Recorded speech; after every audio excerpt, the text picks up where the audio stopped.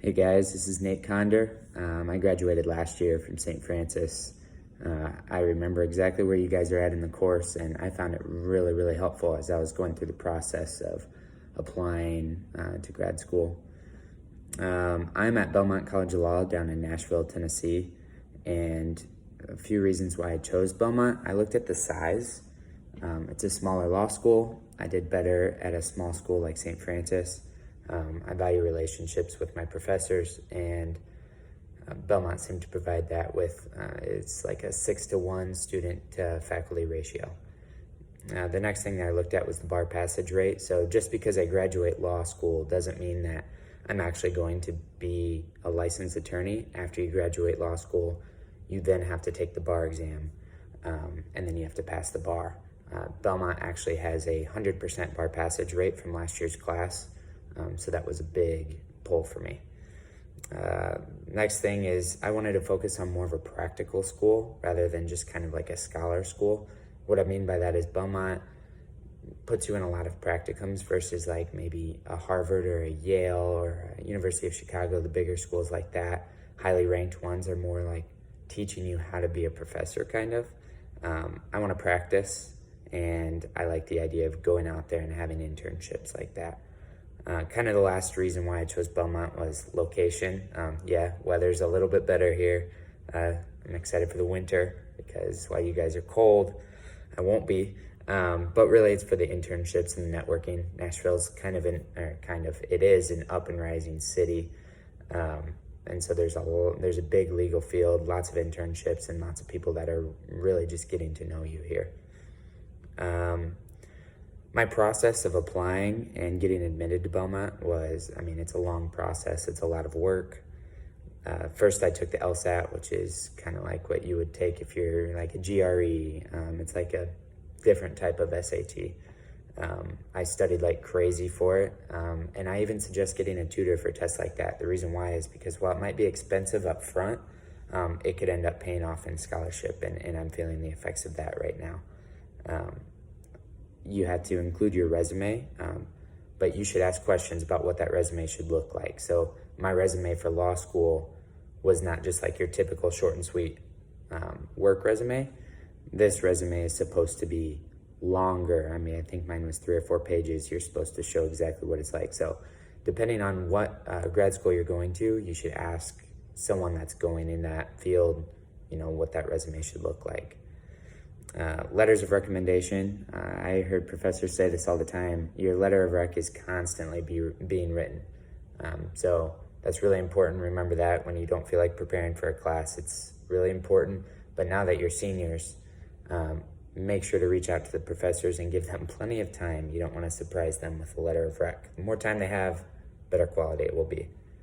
And I'd say without the letters of rec that I got from 2 professors I chose, I wouldn't be where I am today. Lastly, scholarships. You need to research scholarships. Best place to look is on the website of the school that you're looking at. With that, I didn't require an interview to get into Belmont, but it required an interview to get the scholarship that I got.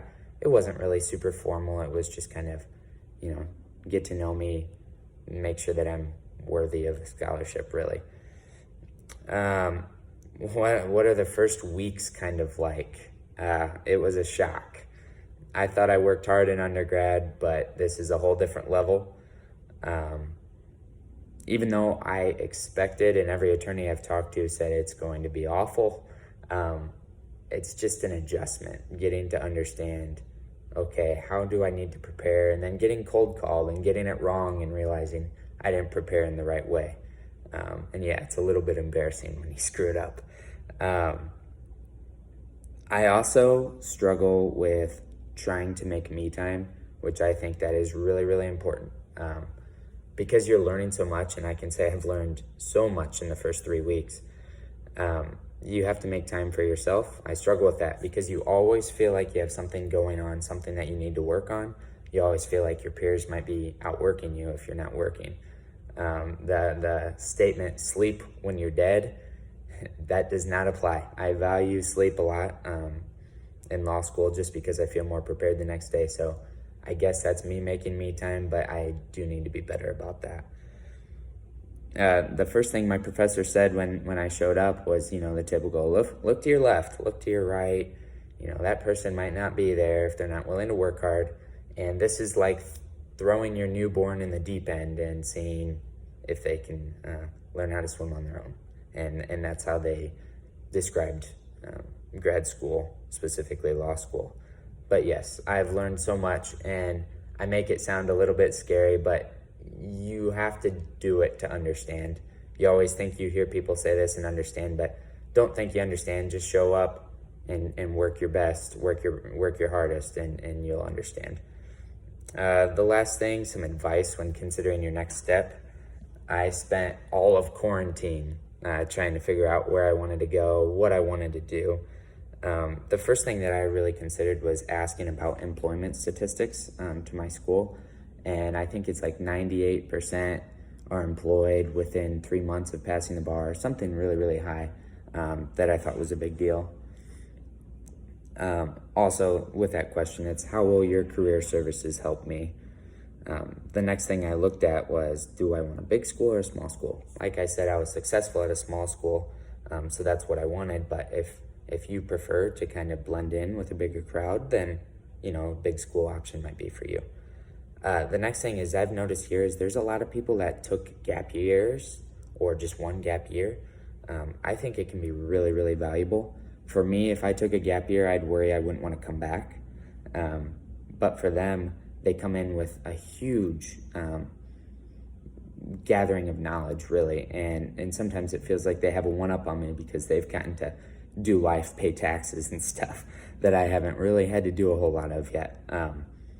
But gap years are very valuable. If you're unsure about what you for sure want to do, take a gap year and see if you still want to do it when you're done with that gap year. Lastly, when you're making your decision, don't try to please others. It's about you, and find the fit that's for you. Don't, oh, my parents want me to go to this school. No, like, you're paying for it. It's about where you're going to be successful, and in the end, it's where you're going to get prepared to practice in whatever field you want to go into. So that's a little bit about my advice and everything about the next step. Take this project seriously. It's really helpful. I think it secured my interest in Belmont, and it's partly the reason why I'm here. But take care, guys. Good luck.